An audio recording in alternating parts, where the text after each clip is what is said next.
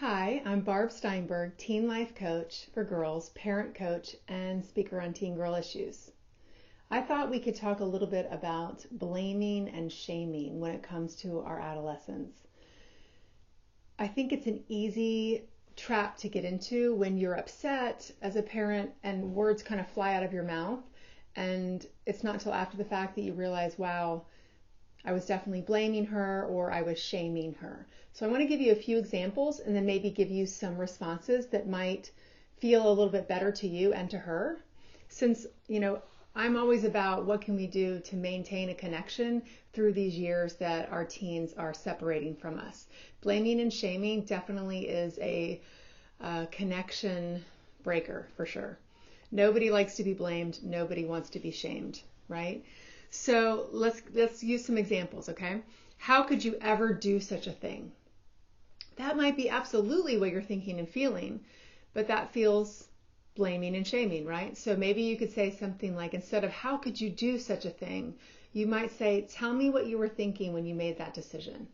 And notice my tone of voice and my face is, it's not angry, it's not accusatory,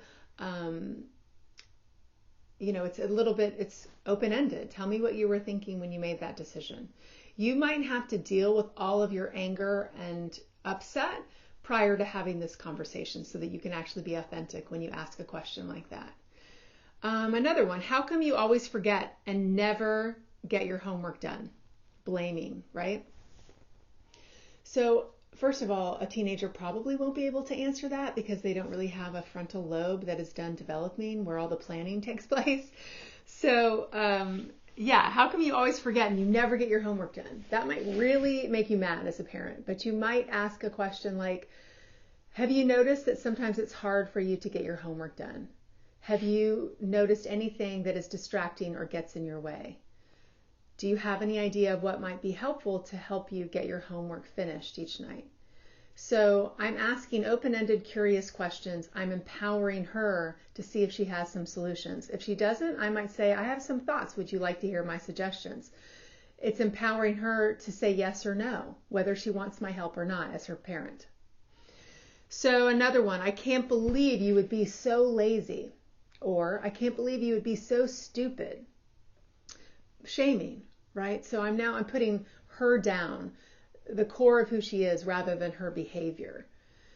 So instead of saying, I can't believe you would be so lazy, I might again lead with a curious question about, so you didn't get that done, and I'm just curious, is that something that's not important to you? What do you think that was about, that you didn't get that task done? So that she can learn about herself, reflect about herself, and see if she can, learn more about herself and figure out, well, why did I do that? It might be something as simple as that is not important to her. And it doesn't mean that you don't ever do things that aren't important to you, but it's an important distinction to make. To be able to say, yeah, I get it, algebra. I get why you would not want to do that, for sure. I totally get why you're sitting there thinking you're probably never going to use this again in your life, even though you probably will. Fractions at least. So leading with curious, open-ended questions rather than blaming and shaming. You're going to help her to get to know herself, to come up with solutions, and you're going to hopefully maintain the connection between you and your sweet daughter as she grows up. If you want more tips and tools, please sign up for my newsletter on my website, barbsteinberg.com, or subscribe to my YouTube channel, Barb Steinberg, LMSW. Thanks, guys. Have a great day.